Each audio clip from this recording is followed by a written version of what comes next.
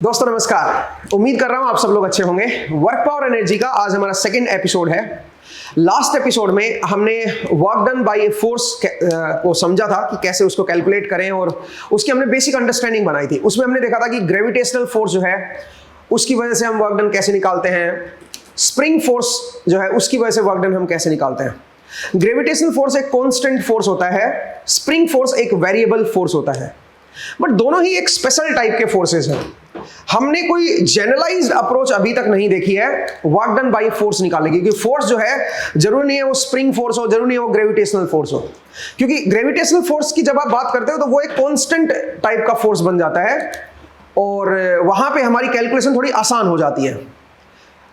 लेकिन अगर मान लीजिए कोई वेरिएबल फोर्स है, उस केस में वर्क डन हम निकालेंगे तो थोड़ा सा अपने को थोड़ा डिफरेंट तरीके से सोचना होगा। जैसे कि देखिए, मैंने लास्ट टाइम आपको एक चीज समझाई थी जब मैं work done by gravitational force बता रहा था, तो मैंने बताया था कि मान लीजिए कि मेरे पास एक बॉल है, उस बॉल को यहां पे अर्थ है और बॉल इनिशियली h1 हाइट पे है। ये जो हाइट है ये मेरी h1 है। h1 से मान लीजिए मैं इस बॉल को h2 पे लेके जा रहा हूं, ये मेरी h2 हाइट है। h1 से h2 पे लेके जा रहा हूं और ये इसके ऊपर हर पोजीशन पे कहीं पे भी हो उसके ऊपर जो फोर्स लगेगा वो डाउनवर्ड mg लगेगा। m इस बॉल का मास है और मैंने बोला था बताओ work done by the gravitational force mg कितना होगा। तो आपने क्या किया था, आपने बोला था कि भाई आप सीधा सीधा इसको सोल्व कर सकते हो। कैसे? mg into h2 minus h1 and with minus sign. ऐसा क्यों आया था दोस्तों? क्योंकि फोर्स मेरा डाउनवर्ड है और जो डिस्प्लेसमेंट की बात होगी यहां से यहां तक अगर मैं देखूं तो पार्टिकल की जो डिस्प्लेसमेंट है वो कितनी है दोस्तों? भाई मुझे क्या करना है, work done by gravitational force होगा वो होगा F डॉट dl, यही तो होगा F डॉट dl। तो अगर मैं F की बात करूं तो F जो है वो है मेरा mg माइनस j कैप की तरफ डॉट dl के अंदर क्या आएगा, dx i cap plus dy j cap, ये मेरा dl हो जाएगा। तो अगर मैं डॉट प्रोडक्ट निकालूंगा इससे डॉट प्रोडक्ट अगर मैं निकालूंगा तो जो मेरा वर्क डन बनेगा वो बनेगा mg into dy with minus sign, ये बनेगा दोस्तों। और फिर अगर मैं इसको इंटीग्रेट करूंगा तो केवल y डायरेक्शन में इंटीग्रेट हो रहा है, ध्यान से देखिए। और ये मेरा कांस्टेंट फोर्स है, तो अगर मैं इसको नेट वर्क डन निकालूंगा तो माइनस mg मेरे पास बाहर आ जाएगा और इंटीग्रेशन में dy आ जाएगा। y में कहां से कहां तक जा रहे हो, h1 से आप h2 पे जा रहे हो, h1 से आप h2 पे गए हो और वो आ जाएगा mg into h2 minus h1। ये मेरा work done by gravitational force होगा। इस तरह से आप कैलकुलेट कर सकते हो और ये मैंने एक जनरलाइज अप्रोच बताई है। यहां पे आप डायरेक्ट भी सोच सकते थे, क्योंकि ये कांस्टेंट फोर्स है, तो कांस्टेंट फोर्स है और वो डाउनवर्ड है, तो आप ये देखो कि डाउनवर्ड डायरेक्शन में कितना डिस्प्लेस हुआ है ये। तो ऑब्वियसली डाउनवर्ड डायरेक्शन में तो डिस्प्लेस नहीं हुआ, अपवर्ड डायरेक्शन में डिस्प्लेस हुआ है। तो अपवर्ड में कितना हुआ है, h2 माइनस h1। तो नेट डिस्प्लेसमेंट बॉल की अपवर्ड है h2 minus h1 and downward मेरा फोर्स है mg, तो डॉट प्रोडक्ट लोगे तो नेगेटिव आएगा। तो आप सीधा सीधा आप इस तरह से वर्क डन बाय mg निकाल सकते थे, डायरेक्ट हमने किया था। बट जो डायरेक्ट तरीका जो हम लोग लगा रहे हैं ना, ये आपका कामयाब नहीं होगा अगर मेरा फोर्स जो है वो पोजीशन पे डिपेंड कर रहा होता। मतलब जरा सोचिए, अगर मैं फोर्स को ऐसे ले लेता, फोर्स की वैल्यू ऐसे ले लेता, F is equal to 2x square Y I cap plus 4x Y J cap, मान लीजिए ये मेरा फोर्स होता और आप यहां से यहां पे आ रहे हैं, बॉल को लेके जा रहे हो और इसके ऊपर ये फोर्स एक्ट कर रहा है बॉल के ऊपर, और कोई फोर्स है ही नहीं, सोचिए। और मैं पूछता कि बताओ इस फोर्स की वजह से कितना आपका वर्क डन होगा, यहां से यहां तक लाने में कितना वर्क डन होगा। इन दैट केस आपको क्या करना पड़ता, आपको F डॉट dl करना पड़ता पहले, ठीक है। ये मेरा होता small work done by this force F, और इसकी वैल्यू जो अगर मैं लिखता तो लिखता 2x square Y I cap plus 4xy J cap dot dl की जगह पे dx आई कैप प्लस dy जे कैप। मैं 2D में लेके चल रहा हूं भाई, एक तरफ x है और एक तरफ y है मान लीजिए। तो फर्दर अगर आप देखोगे तो स्मॉल वर्क डन जो निकल के आएगा वो बनेगा 2x square Y dx plus 4xy dy। इस तरह से आपको क्या निकालना पड़ेगा, स्मॉल वर्क डन निकालना पड़ेगा कि work done by this force F जो है वो कितना होगा। फिर इसको इंटीग्रेट करना पड़ेगा टोटल वर्क डन के लिए। तो टोटल वर्क डन अगर देखना है तो आपको ये करना पड़ेगा 2x² y dx, यहां पे x के रेस्पेक्ट में इंटीग्रेट करना पड़ेगा, एंड 4xy dy यहां पे y के रेस्पेक्ट में इंटीग्रेट करना पड़ेगा।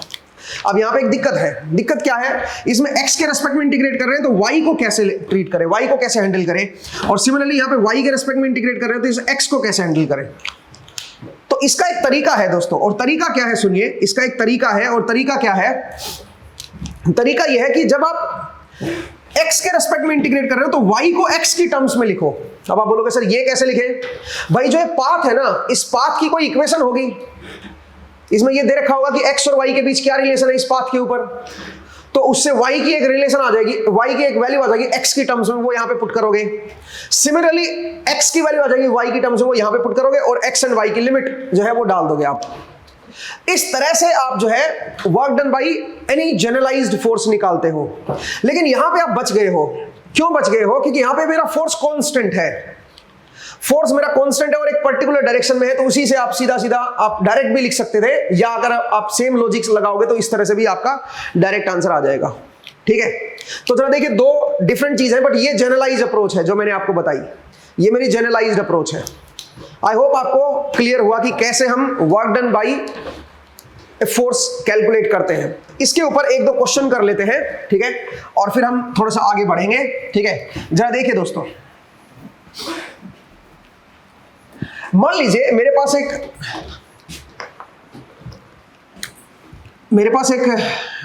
एक बॉल है, और इस बॉल के ऊपर मैं कोई फोर्स एक्ट कर रहा है इस बॉल के ऊपर। ठीक है, कोई इसके ऊपर फोर्स एक्ट कर रहा है इस बॉल के ऊपर।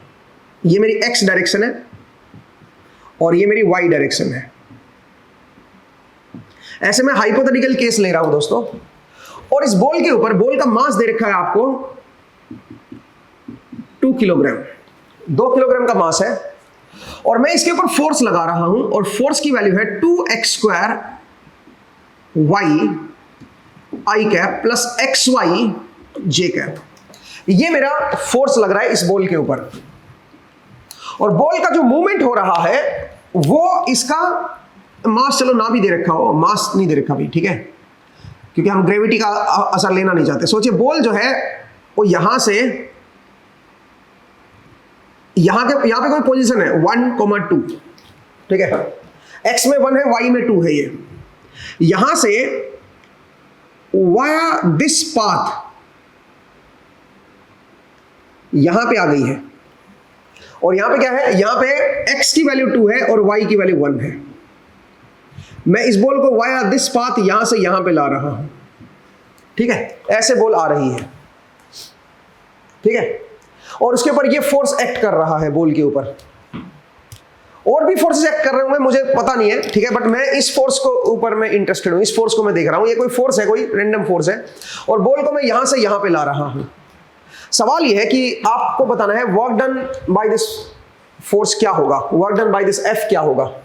तो ये कैसे कैलकुलेट करें अगर बॉल को मैं यहां से यहां पे ला रहा हूं तो उसके लिए आप क्या करोगे दोस्तों, उसके लिए अगेन F.dl निकालो। स्मॉल वर्क डन पहले देखते हैं, dl लेंथ चलने में कितना लगेगा, वो लगेगा F.dl, और dl की value dx i cap dy j cap dz k cap कर लो, तो बन जाएगा 2x² y dx plus xy dy। ये मेरे पास आ जाएगा small work done by this force F। अब यहां से मैं तो यहां पे ला रहा हूं ना बॉल को, तो क्या करें बताओ जरा, मुझे तो नेट वर्क डन चाहिए, टोटल वर्क डन चाहिए बाय दिस फोर्स F। तो वो क्या होगा दोस्तों, अब उसके लिए मुझे इसको इंटीग्रेट करना पड़ेगा, तो ये बन जाएगा 2x² y dx, और इसको मैं इंटीग्रेट कर देता हूं, प्लस xy dy, इसको भी इंटीग्रेट कर देता है। ये मेरे पास क्या हो जाएगा, टोटल वर्क डन हो जाएगा। लेकिन एक दिक्कत है, यहां पे x वेरिएबल है, x के रेस्पेक्ट में आप इंटीग्रेट कर रहे हो, और x कहां से कहां तक चेंज हो रहा है, यहां पे x की वैल्यू 1 है, यहां पे x की वैल्यू 2 है, तो डायरेक्ट मैं 1 से 2 नहीं लिखूंगा, ठीक है, मैं इस पाथ पे चल रहा हूं ना, अलोंग दिस पाथ चल रहा हूं। तो अगर मैं अलोंग दिस पाथ चल रहा हूं तो पहले मुझे यहां पे पहुंचना है, इस पॉइंट को मैं a बोल देता हूं, इस पॉइंट को मैं b बोल देता हूं, इस पॉइंट को मैं c बोल देता हूं। पाथ बड़ा इंपॉर्टेंट है। जो पाथ आपको दे रखा है वहीं पे चलना है। आप डायरेक्ट आप यहां से यहां मत पुट कीजिए। कुछ लोग ये सोचेंगे कि सर x की वैल्यू यहां पे 1 है और यहां पे x की वैल्यू 2 है, तो क्यों ना x की वैल्यू 1 से 2 पुट कर दूं, और y की वैल्यू यहां पे 2 है और y की वैल्यू यहां पे 1 है, तो ये y के रेस्पेक्ट में है तो 2 to 1 पुट कर देता हूं। क्या मैं ऐसे नहीं कर सकता? Answer is no. आप ऐसे नहीं कर सकते हो, कर भी सकते हो ऐसे, कभी कभी देखना इससे आंसर आ जाएगा, इवन मैक्सिमम टाइम इस तरह से आंसर आ जाता है, बट उसके लिए एक चेक होता है। वो चेक मैं आपको आगे चल के बताऊंगा कि कब आप ये कर सकते हो, कब आप ये नहीं कर सकते हो, ठीक है। तो फिलहाल जो है सेफर साइड अगर आपको रहना है तो आप क्या करोगे, अलोंग द पाथ चलिए। तो अलोंग द पाथ पहले यहां से यहां पे आते हैं।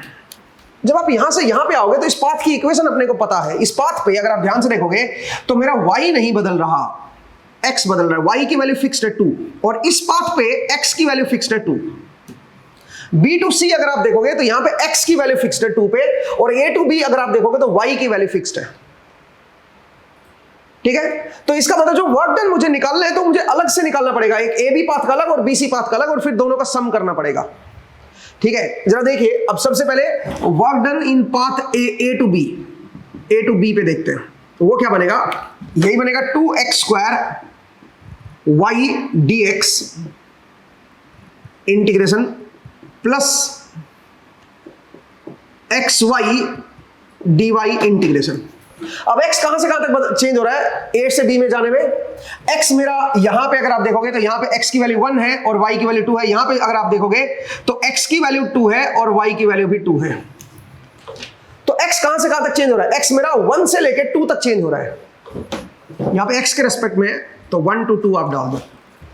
y मेरा चेंज हो ही नहीं रहा, y मेरा चेंज नहीं हो रहा, तो ये dy 0 हो जाएगा, चेंज इन y 0 हो जाएगा, ये पूरा फंक्शन ही 0 हो जाएगा। इसको निकालने की जरूरत ही नहीं है, ठीक है। इसको सिर्फ सोल्व करना है। ये वर्क डन होगा by this force F from A to B। अगर A to B अगर ये पार्टिकल मूव कर रहा है तो कितना इस फोर्स ने वर्क किया है, और वो क्या वैल्यू आएगी दोस्तों। अगर मैं इसको देखूं तो इसको सोल्व नहीं कर पाऊंगा मैं, क्यों, क्योंकि ये y जो है ये क्या है, y को x की टर्म में लिखना पड़ेगा।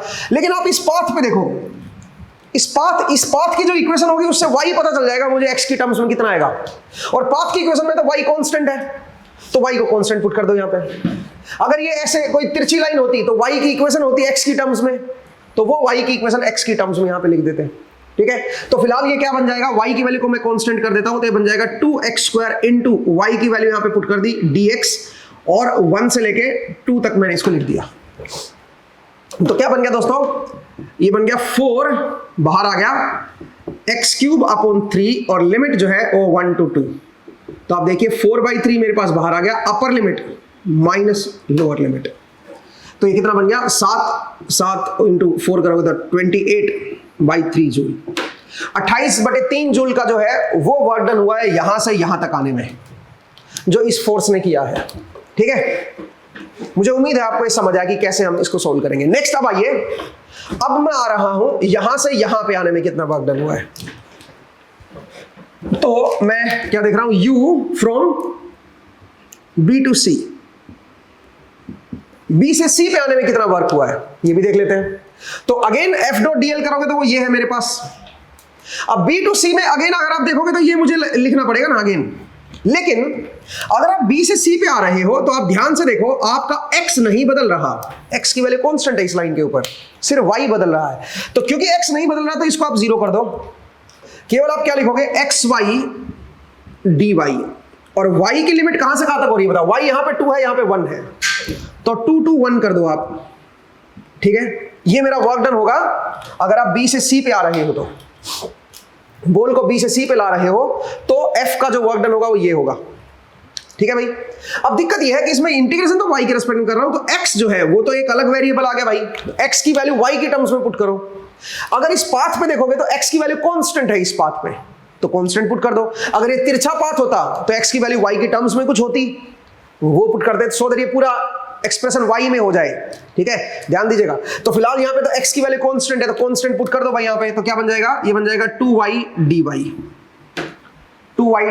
और इसको इंटीग्रेट कर दो भाई 2 to 1, तो बन जाएगा 2 एंड y स्क्वायर बाई 2, ये इसका इंटीग्रेशन आ गया। लिमिट पुट करनी है 2 to 1, 2 से 2 कट गया, upper limit minus lower limit, so it comes out to be -3 joule.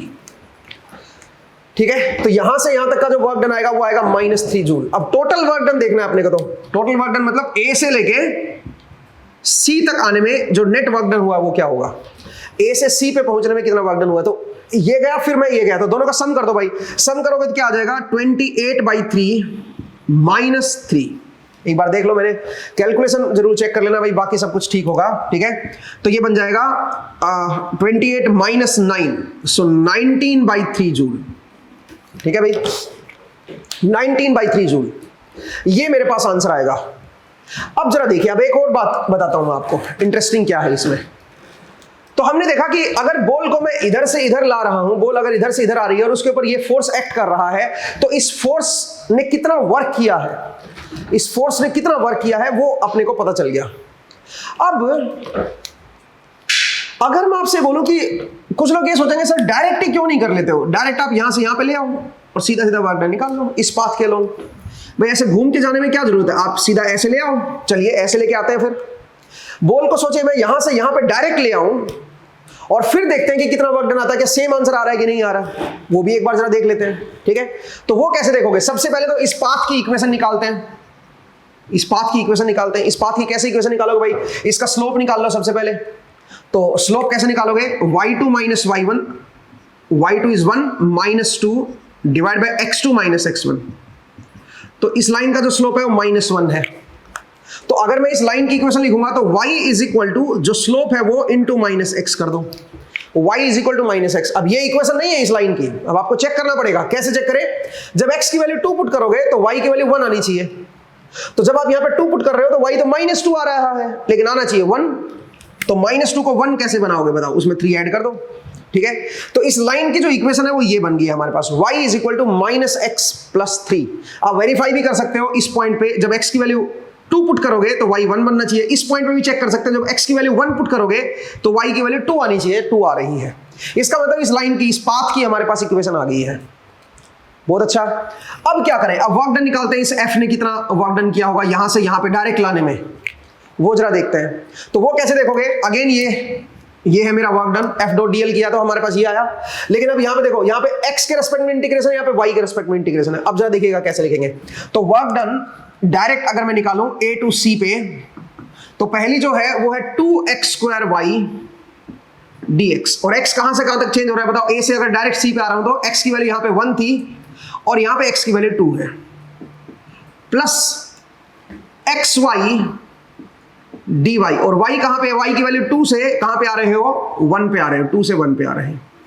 सही बात है, इस तरह से मेरा वर्क डन होगा। लेकिन इसको सोल्व नहीं कर पाओगे, क्यों, क्योंकि यहाँ पे x के रेस्पेक्ट में इंटीग्रेट कर रहे हो तो y मुझे परेशान कर रहा है यहाँ पे, और यहाँ पे आप y के रेस्पेक्ट में इंटीग्रेट कर रहे हो तो x मुझे परेशान कर रहा है। तो इनकी वैल्यू आपको पुट करनी पड़ेगी। कैसे पुट करनी पड़ेगी जरा देखिए, 1 to 2 ये बन जाएगा 2x², और y की वैल्यू क्या पुट करोगे इस लाइन पे, इस पाथ पे y की वैल्यू क्या है 3 - x dx। तो देखो कितना सिंप्लीफाई हो गया। अब ये 2 to 1 करोगे तो x की वैल्यू पुट करनी पड़ेगी। यहां से x की वैल्यू निकाल लो ना भाई, x की वैल्यू आएगी 3 - y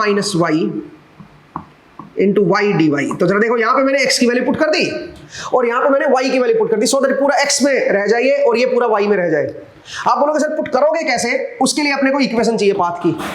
तो पाथ की अगर मेरे पास इक्वेशन है तो डायरेक्ट आप निकाल लोगे उससे। ठीक है भाई, तो अब जरा देखिए, अब यहां से अगर मैं सोल्व करूंगा तो क्या बन जाएगा, ये बन जाएगा इंटीग्रेशन 1 to 2 और ये बन जाएगा 6x² - 2x³ dx। एक तो ये टर्म आ गई भाई, और एक क्या आ गई बताओ जरा, 2 to 1 कर दिया मैंने, ये बन जाएगा 3y - y² dy। ये मेरे पास दूसरा एक्सप्रेशन आ गया। ठीक है, y वाला। अब इसको अगर मैं फर्दर सोल्व करूंगा तो क्या बन जाएगा, 6 × x³ / 3। तो बाई 3 तो मेरे पास बाहर आ गया, x³ बचेगा यहाँ पे, अपर लिमिट माइनस लोअर लिमिट। एक तो ये आ गया -2, बताइए x⁴/4 कर दो। ठीक है, अपर लिमिट करोगे तो बन जाएगा 2⁴। 2⁴ is 16 minus lower limit 1⁴ 1⁴ is 1। ठीक है, एक बार जरा देख लो भाई, कैलकुलेशन ठीक हो मेरी।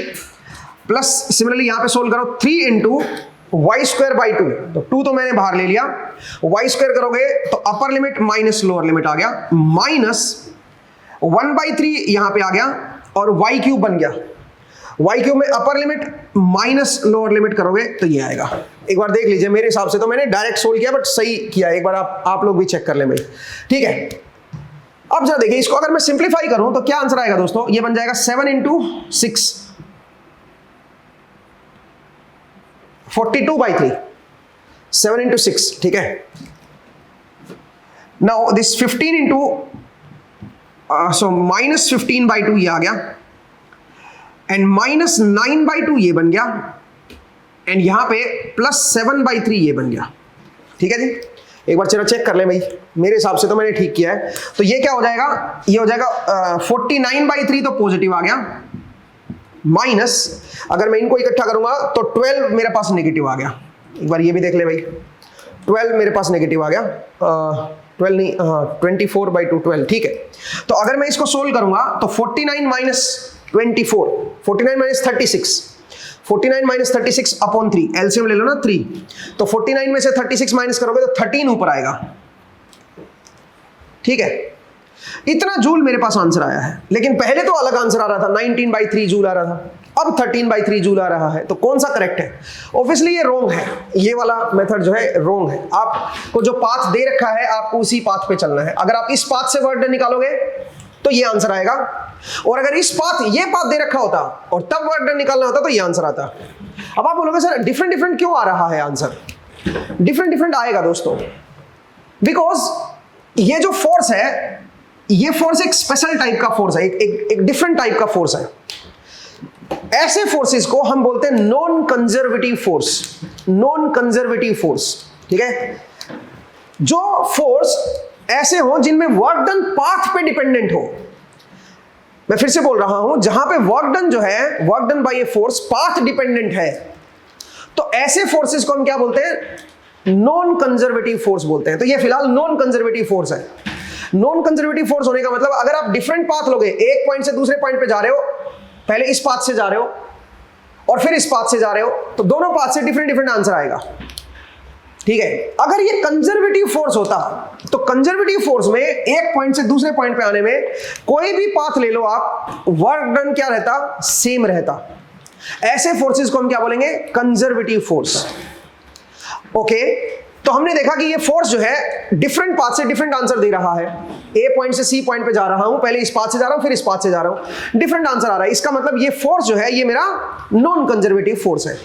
अब सबसे पहले हमें ये चेक करना चाहिए था, इस क्वेश्चन को सोल्व करने से पहले हमें ये चेक करना चाहिए था कि ये फोर्स कंजर्वेटिव है या नॉन कंजर्वेटिव है। वो कैसे करते फिर कि कंजर्वेटिव है या नॉन कंजर्वेटिव है? वो अब अगला स्टेप है। अब मैं आपको समझाऊंगा कि कंजर्वेटिव या नॉन कंजर्वेटिव कैसे चेक करोगे। बट एक बार आप जरा समझिए इसको कि वर्क डन बाय फोर्स हम कैसे निकालेंगे।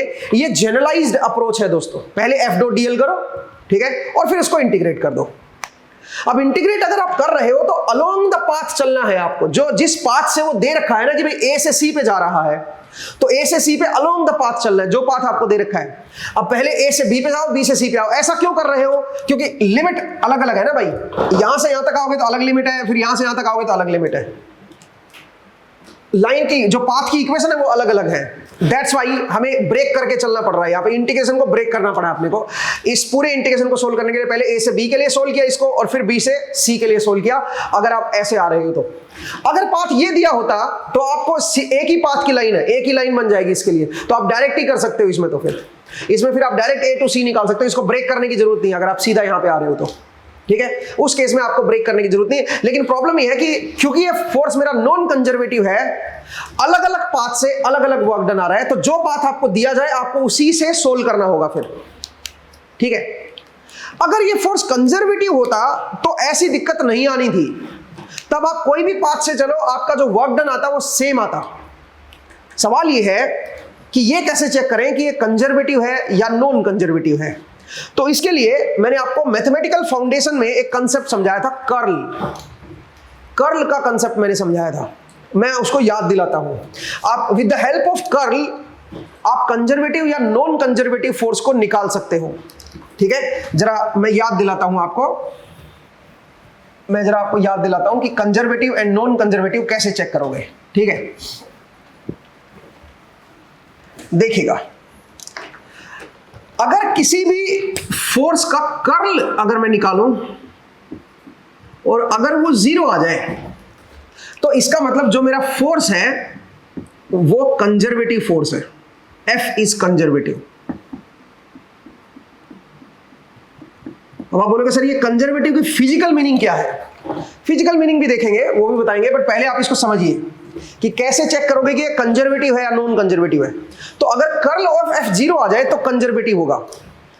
कंजर्वेटिव होने का मतलब है कि work done by the force between 2 point, अगर 2 पॉइंट के बीच वर्क डन देख रहे हो इस फोर्स से, वो पाथ के इंडिपेंडेंट आएगा। आप A से C पे कोई भी पाथ से आ जाओ, आपका आंसर जो है वो सेम आएगा। ठीक है, अगर मेरा कर्ल 0 आ रहा है उस फोर्स का, और अगर कर्ल नॉन 0 आ रहा है, तो फिर जो फोर्स, जो work done by the force होगा वो आपका पाथ डिपेंडेंट हो जाएगा दोस्तों। उसको फिर हम नॉन कंजर्वेटिव फोर्स बोलेंगे। अब अगला सवाल ये है कि ये कर्ल कैसे कैलकुलेट करें। तो अगर तो आप कार्टेशियन कोऑर्डिनेट सिस्टम में हो, XYZ में हो, देखो कई तरह के कोऑर्डिनेट सिस्टम होते हैं, Cartesian coordinate system, cylindrical coordinate system, spherical coordinate system, कई तरह के कोऑर्डिनेट सिस्टम होते हैं। तो अगर तो आप कार्टेशियन कोऑर्डिनेट सिस्टम में हो तो जो कर्ल निकालना है वो बहुत आसान हो जाता है। आप मेरा जो लेक्चर है कर्ल के ऊपर उसको जरूर देख लें, उसमें मैंने अलग अलग कोऑर्डिनेट सिस्टम में बता रखा है कि कैसे हम कर्ल को कैलकुलेट करेंगे। ठीक है, तो अगर कार्टेशियन में हो तो बहुत आसान है भाई, x cap, y cap, z cap, या i cap, j cap, k cap भी लिख सकते हो यहाँ पे। और ये ऐसे मैंने डिटरमिनेंट बोलते हैं इसको, सीधा मैंने ऐसे लगा दिया, इसको डिटरमिनेंट बोलते हैं। ये आप आगे 12th क्लास में सीखोगे आप। x cap, y cap, j cap मैं आपको बता देता हूँ निकालते कैसे हैं। यहाँ पे del by del x, del by del y, del by del z, और यहाँ पे जो फोर्स है उसका x कंपोनेंट लिख दो, यहाँ पे y कंपोनेंट और यहाँ पे z कंपोनेंट। अब आप बोलोगे सर ये क्या लिख दिया है? पहले आप ये एक रो, दूसरी रो और तीसरी रो ऐसे लिख दिया करो। अब उसके बाद जरा देखो इसको सोल्व करते हैं। ये जो सीधा ये जो लाइन लगाते हैं ना, इसका मतलब होता है डिटरमिनेंट, और इसको बोलते हैं मैट्रिक्स। ठीक है, वो आगे चल के आप पढ़ोगे, बट फिलहाल जो है ना आप इसमें भी ध्यान मत दीजिए। इसको आप सोल्व करते हैं, इसकी वैल्यू को सोल्व करते हैं। तो जरा देखिए कैसे इसको सोल्व करेंगे वो आपको मैं बता देता हूं। आप क्या करो, पहले ये x कैप ले लो, और फिर आप ये छोड़ दो, ये कॉलम छोड़ दो, ये कॉलम छोड़ दो और ये रो छोड़ दो, क्योंकि आपने x कैप ले लिया ना। तो x कैप जिस रो में है और जिस कॉलम में है वो दोनों छोड़ दो, तो बचा सिर्फ आपके पास ये, क्योंकि ये रो छूट गई है और ये कॉलम छूट गया है। This into this minus this into this कर दो, तो क्या बनेगा बताओ जरा? ये बन जाएगा del F Z by del Y minus del F Y by del Z. ये पहली टर्म आ गई, और पहली टर्म हमेशा पॉजिटिव से शुरू करेंगे। अब आइए अगली टर्म, अब वाई कैप वाली देखते हैं, क्योंकि अब नेक्स्ट टर्म आ गई है तो नेक्स्ट टर्म फिर नेगेटिव लिखो। शुरुआत हमेशा यहीं से करनी है और पॉजिटिव से शुरू करना है, और साइन को अल्टरनेट करते हुए जाना है। तो अब यहाँ पे माइनस वाई कैप आ जाएगा, क्योंकि पहला प्लस एक्स कैप था, अब ये माइनस वाई कैप आ गया। अब क्या करेंगे बताइए? ये रो और ये कॉलम को छोड़ दो, वाई कैप जिस रो में है उस रो को छोड़ दो, और वाई कैप जिस कॉलम में है उसको छोड़ दो। तो बचा क्या? ये दो टर्म बची और ये दो टर्म बची। This into this minus this into this करो, तो क्या बन जाएगा? Del by del X of F Z minus del by del Z of F X. ये बन जाएगा दोस्तों, सही है जी।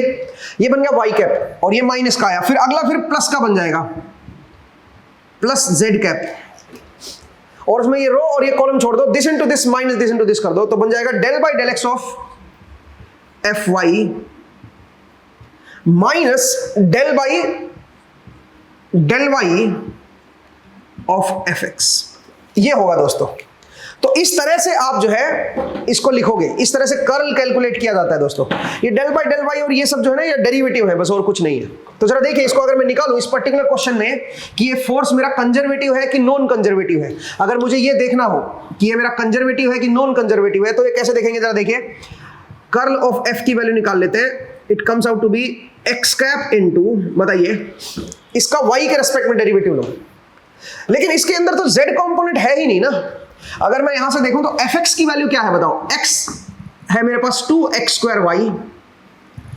अच्छा, fy क्या है? y कंपोनेंट है xy, और fz क्या है? 0। फोर्स का z कंपोनेंट 0 है, फोर्स का y कंपोनेंट xy है, और x कंपोनेंट है 2x²y। अब जरा देखिए, अगर मैं यहां पे पुट करूंगा तो ये क्वांटिटी तो मेरी 0 हो जाएगी, क्योंकि fz ही मेरा 0 है, माइनस fy का derivative with respect to z। fy जो है वो ये है, इसका z के रिस्पेक्ट में डेरिवेटिव करोगे तो 0 ही आएगा। आप बोलोगे सर क्यों 0 आएगा? क्योंकि इसमें z का कोई वेरिएबल है ही नहीं। तो z के रेस्पेक्ट में इसका डेरिवेटिव जो है वो 0 हो जाएगा, minus y cap z F z मेरा 0 है, माइनस x का कंपोनेंट z के रेस्पेक्ट में। तो x का जो कंपोनेंट आएगा, मैंने कुछ गड़बड़ कर दी क्या, y कैप में देखो, y कैप में एफ जेड का x के रेस्पेक्ट में, ठीक है भाई। तो ये भी आपका 0 बनेगा, क्यों भाई, क्योंकि देखो एफ जेड तो 0 ही है, और फिर x एफ एक्स, जो x वाला जो फोर्स है, x डायरेक्शन में जो फोर्स है उसका z के रेस्पेक्ट में डेरिवेटिव, तो इसमें z की कोई टर्म है ही नहीं, तो वो भी आपका 0 बन जाएगा। नेक्स्ट बताइए, प्लस z कैप। अब बताइए यहां पे क्या बनेगा, y का derivative with respect to x, तो y ये है fy, और इसका derivative with respect to x करोगे तो केवल y बच जाएगा यहां पे, माइनस x का derivative with respect to y, तो x वाला कंपोनेंट ये है, इसका derivative with respect to y लोगे तो क्या बन जाएगा, 2x², ये आएगा दोस्तों। तो इसका मतलब कर्ल ऑफ f जो है वो क्या आ गया, कर्ल ऑफ f जो है वो आ गया y minus 2x² z cap, ये आ गया, and this is not equal to 0। ये 0 नहीं आया दोस्तों, इसका मतलब ये जो फोर्स है ये कैसा है मेरा, नॉन कंजर्वेटिव। ये कैसा है, नॉन कंजर्वेटिव,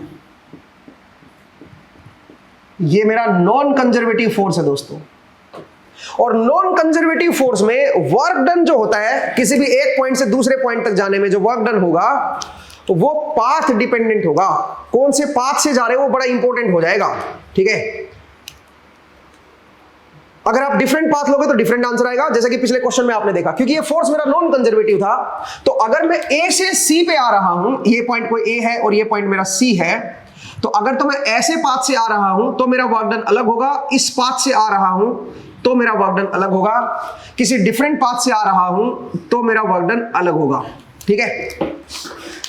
ध्यान दीजिएगा दोस्तों, कंजर्वेटिव और नॉन कंजर्वेटिव। अगर ये फोर्स कंजर्वेटिव होता, सोचिए, फिर तो कोई दिक्कत नहीं, अगर ए से सी भी पूछा होता ना आपसे और ये पाथ दे भी रखा होता तो भी हम क्या करते, तो भी अगर ए से सी पे वर्क डन पूछा होता कि भाई फोर्स कितना वर्क करेगा ए से C along this path, along this path में बॉल को ला रहा हूं, बताओ इस फोर्स ने कितना वर्क डन किया है।